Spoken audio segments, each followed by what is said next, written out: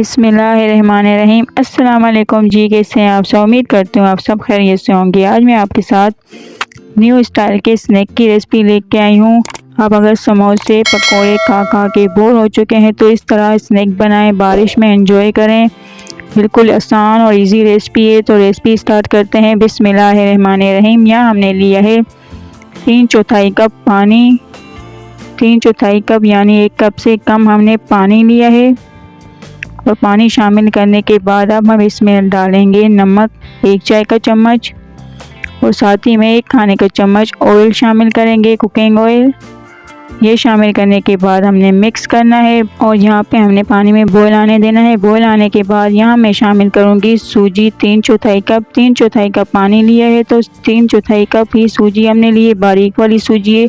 سوجی شامل کرنے کے بعد اچھی طرح مکس کرنا ہے، پانی کو ڈرائی کرنا ہے۔ جیسے ہم آٹا گوندتے ہیں بالکل اسی لک میں ہم نے لانا ہے، اسی طرح ہم نے سوجی کو تیار کرنا ہے۔ سوجی کی ڈو یہاں تیار ہے، پانی ڈرائی ہو چکا ہے، تو اسے ہم اب نکال لیں گے، پلیٹ میں ٹھنڈا ہونے کے لیے رکھ دیں گے۔ تب تک ہم آلو کی فلنگ تیار کریں گے، جس کے لیے یہاں ہم نے 2 سے 3 عدد ابلے ہوئے آلو لیے ہیں۔ ان کو ہم میش کر لیں گے۔ آلو میش کرنے کے بعد اب ہم یہاں لیں گے ایک پین میں آئل 2 کھانے کے چمچ، اور شامل کریں گے اس میں سفید زیرہ 1 چائے کا چمچ، رائی دانہ 1 چائے کا چمچ شامل کریں گے، اور اس میں شامل کریں گے کلونجی آدھا چائے کا چمچ۔ یہ شامل کرنے کے بعد 1 سے 2 سیکنڈ پکا لیں گے ہم، اور پھر ہم شامل کریں گے اس میں جو ہم نے آلوؤں کو میش کیا تھا، وہ آلو اس میں شامل کر دیں گے۔ آلو ڈالنے کے بعد اچھی طرح سے ہم نے مکس کرنا ہے تڑکے میں آلوؤں کو۔ اگر آپ چاہیں تو کڑی پتہ بھی شامل کر سکتے ہیں۔ یہاں آلوؤں کو شامل کرنے کے بعد مکس کریں۔ مکس کرنے کے بعد یہاں ہمارے آلو مکس ہو چکے ہیں، تو اس پہ اب ہم کچھ مسالے شامل کریں گے، جس میں لے رہی ہوں نمک 1 چائے کا چمچ، لال مرچ پاؤڈر 1 چائے کا چمچ، ہلدی پاؤڈر 1 سے 2 پنچ شامل کریں گے کلر کے لیے، اور لال مرچ کٹی ہوئی آدھا چائے کا چمچ، چاٹ مسالہ اسے چٹپٹا بنانے کے لیے آدھا چائے کا چمچ شامل کریں گے۔ اگر چاٹ مسالہ نہ ہو تو آپ آمچور بھی شامل کر سکتے ہیں، آمچور کا پاؤڈر۔ اسے شامل کرنے کے بعد اچھی طرح مکس کرنا ہے، پکانا ہے 1 سے 2 منٹ۔ یہاں پکنے کے بعد اب اس میں شامل کروں گی کٹا ہوا پودینہ، اگر ہرا دھنیا ہو تو وہ بھی شامل کر سکتے ہیں، جو بھی آپ کے پاس ہو۔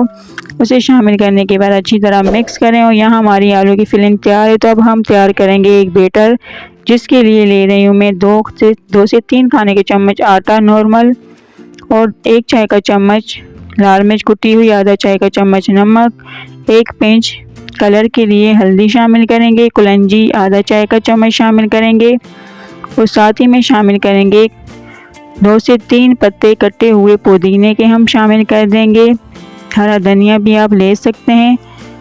تو یہ شامل کرنے کے بعد اچھی طرح مکس کرنا ہے، اور آہستہ آہستہ پانی شامل کر کے ہم نے تھک سا بیٹر تیار کر لینا ہے، زیادہ پتلا بھی نہ ہو اور گاڑھا بھی نہ ہو۔ ہم نے بیٹر کو تیار کر لینا ہے۔ یہاں ہمارا بیٹر تیار ہے، تو اب ہم نے تیار کرنی ہے سوجی کی ڈو، جس کو ہم نے تیار کیا تھا، وہ ٹھنڈی ہو چکی۔ تو اب اسے ہم مسل لیں گے، جیسے آٹے کو گوندتے ہیں بالکل اسی طرح ہاتھ پہ آئل لگا کر ہم نے اچھی طرح 2 سے 3 منٹ لگاتار ہم نے ملنا ہے، اچھی طرح مسلنا ہے سوجی کی ڈو کو۔ یہاں آپ دیکھ سکتے ہیں ہماری بالکل آٹے کی لک میں سوجی کی ڈو بالکل تیار ہے۔ تو اب اس کی ہم چھوٹی چھوٹی بولز بنا لیں گے، جو لوئیاں کہتے ہیں، لوئیاں بنا لیں گے چھوٹی سی۔ یہاں تمام بولز ہمیں اسی سائز میں بنانی ہے۔ یہاں ہماری کل ملا کے 9 بولز بنی ہیں، 9 ہماری اسنیک بنیں گے۔ تو اس طرح ہم نے ایک بولز اٹھائی اور ہاتھ پہ اس طرح پھیلا دیں گے، گول شیپ میں ہم نے پھیلانا ہے۔